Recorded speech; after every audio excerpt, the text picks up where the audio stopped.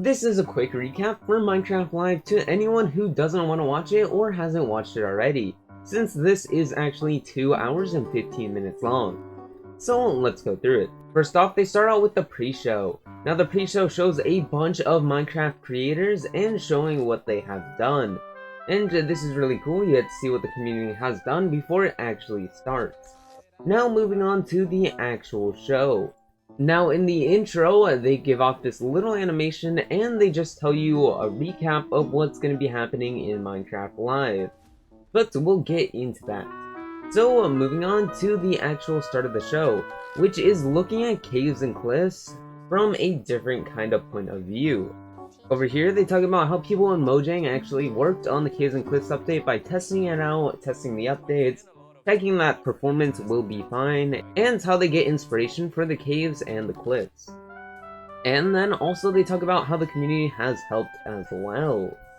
But that is mainly what they talk about over here, and as you can see, they also talk about world generation. Now what they really showcase here is 1.17's transition to 1.18. So let's say you have a world in 1.17 that you want to carry on into 1.18. Well, the caves will actually just fit in underneath of it. As you can see, the transition just added on to the previous cave with the transitions of the bedrock that was already there. So Bedrock will just be gone and replaced with Deep Slate and anything below it.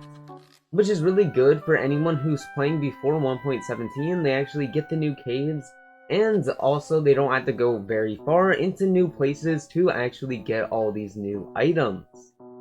But now moving on to another important part of this is actually seed updates. Now they actually are trying to make seeds the same for Minecraft, Java, and Bedrock. Or at least look about the same, so people can share amazing seeds with anyone, whether they're from Bedrock or Java Edition. As you can see, these seeds are similar, but obviously you can tell some differences, like the tuft in the pillar. But obviously this is really good since now you can share with more people your amazing seeds if you found something really good. And the next thing that's important is Minecraft, Java, and Bedrock are coming to Game Pass for the PC. And this is very good for people who don't already have Java/Bedrock on the PC, and they can just get it using Game Pass, which is very good for those players who don't already have it, and they can get all two at once for Game Pass. So if you actually wanted to get Game Pass, you can get both Java and Bedrock on it. So it is very good, but remember this is for PC and not Xbox. But it gives you both Bedrock and Java for PC, which is really good. And this comes in November. So that is really nice. Now going on is the mob vote.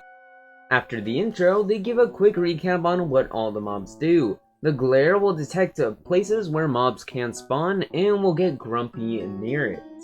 Now the allay will actually gather items that are similar to the item that you give it, and it will drop it when you play a note block. And finally the copper golem will randomly press copper buttons. All of them are pretty good mobs and you could have voted for any one of them. I made a video on which one you should vote for, but I obviously would have liked any of these mobs to be added. But you, the community, have spoken, and now one mob must leave the race. And that mob is the glare. So that still leaves two amazing mobs to choose from. So after the glare got eliminated, it leaves the allay and the copper golem. And going a little bit past all these updates, they finally announced the mob vote. The winner is the LA. Wow. Yes, I'm super happy about that. It's a lovely, lovely mob. So as you can see, the LA won, and we get this little animation which says a winner. And all of them dancing around the LA, which is very good. Personally, I had voted for this mob, and I think it will be a great addition to Minecraft. But now moving on past the mob vote, we have the next thing that is important is the actually marketplace/blockbench innovation. And this is for Minecraft Bedrock since it is mainly talking about the marketplace. But basically it shows off some of the marketplace things that people have done, and they are working with Blockbench to help you create more mobs very easily. As you can see, People can easily retexture or even make a new mob totally, using current mobs in Minecraft as a base for it.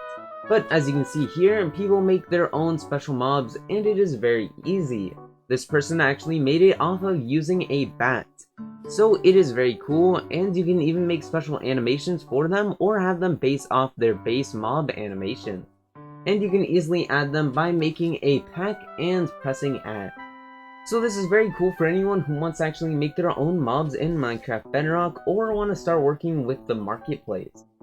And next they talk about Minecraft Dungeons. Minecraft Dungeons is actually getting an update with seasonal adventures, which is very cool, adding new pets, emotes, and flares, which is very useful for actually customizing your own character. And these seasonal adventures will actually help you play the game a lot more, giving you a bunch of new things to do. And this is coming this holiday. Here is a better look at the pets, which are very cool. And here are the flares. Now the flares are really cool for actually customizing how you attack or use items. And they just look very cool and very customizable. And as you can see, there are amazing flares. There are also emotes now in the game, similar to Minecraft Bedrock Edition. Now these you can use alongside your friends to signify that you just won a match or something else, which is very nice. And they also added more capes, which is very cool because who does not want a cape? And they also added new characters, so you can be more people and customize yourself much more. And next, one of the biggest things is they talk about the new update.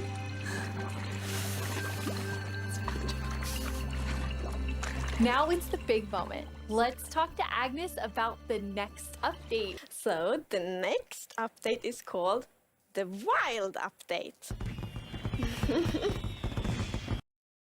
So now we get introduced to the next update, which is the Wild Update. Now this is very cool as it will add a bunch of new features to the biomes and mobs of the world.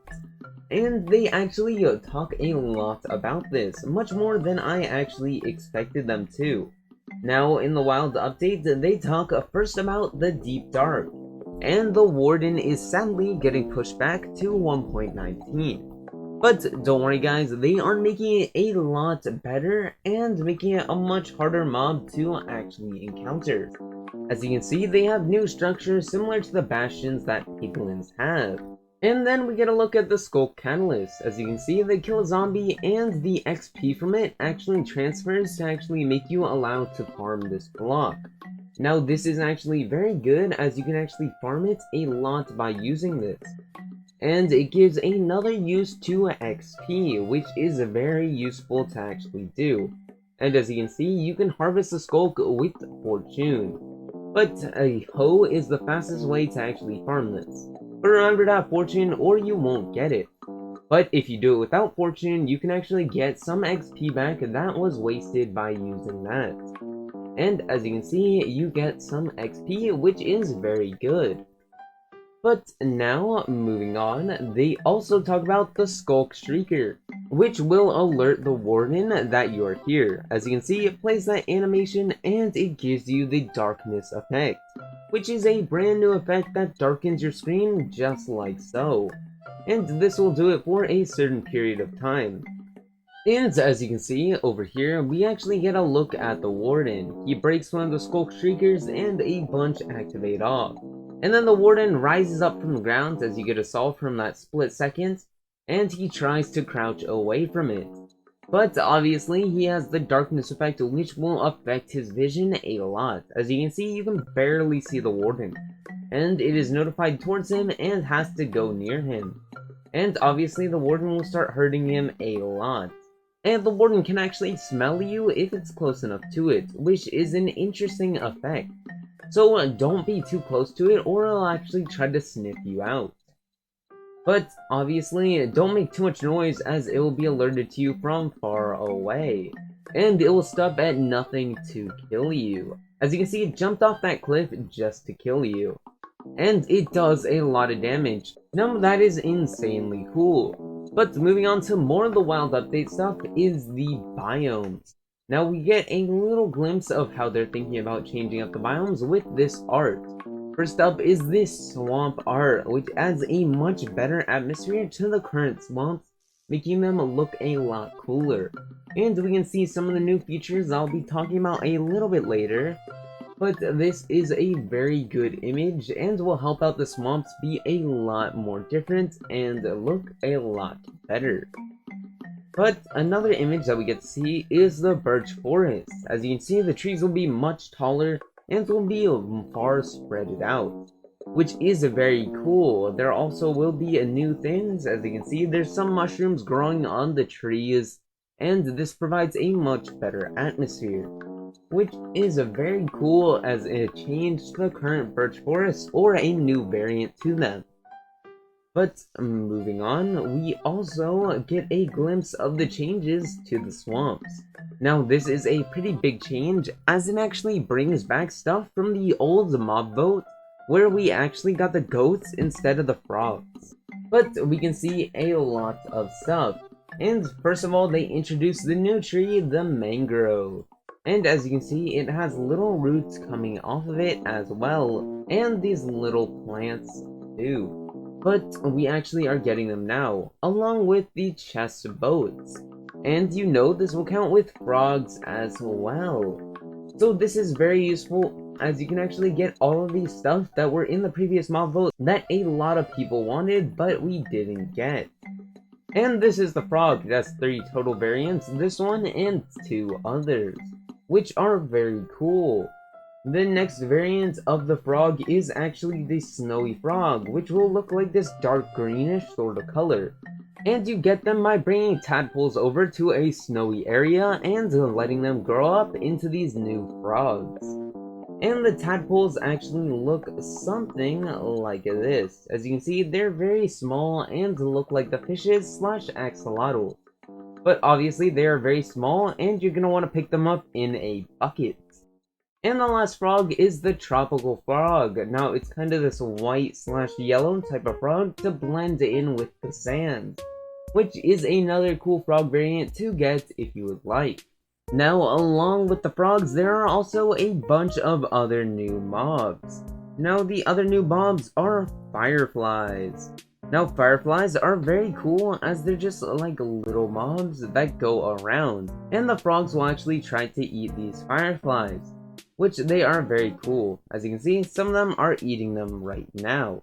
This is a little example of how swamps will look along with mud. Now mud is the gray block, as you can see, all around the swamp, which is very cool. You can also see the little plants on the trees as well. This is also another piece of art of how they would like swamps to look like.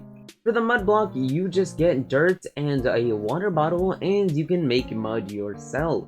You can also put mud on top of an actual dripstone, just like you do with water or lava, and you can turn it into clay, which basically allows you to turn dirt into clay using that process. What you can also do with mud is use them to make mud bricks, which are these new type of brick styles that will be great for building.